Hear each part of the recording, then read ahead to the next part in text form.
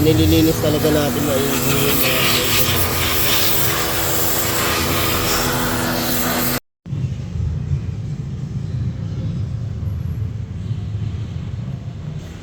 kasi yun mga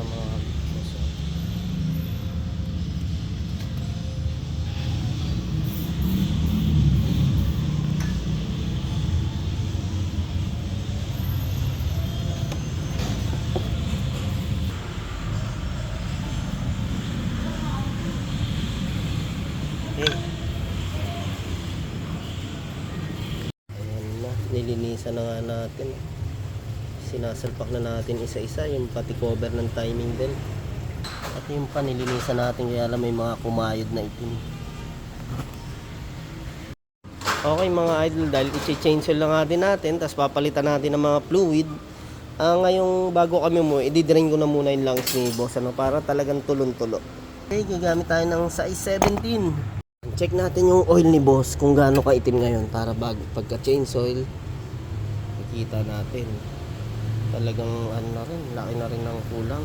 Ayan yung kulay ng langis. Tapos punta to ulit tayo sa ilalim mga paps.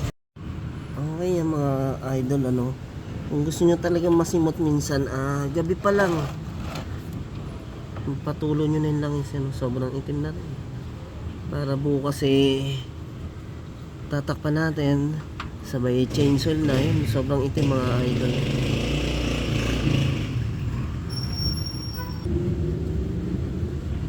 Yan, okay, see you tomorrow. Yun. Okay. Ayan mga paps, nirepack na nga namin yung bearing.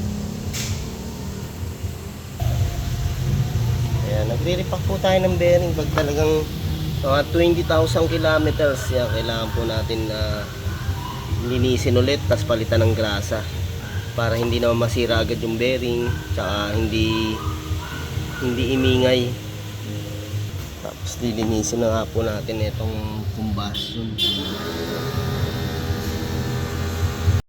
Sakto lang naman boss. Yan, okay. Yun, okay na nga. Natapos na namin yung adventures. Ayan, thank you kay bossing.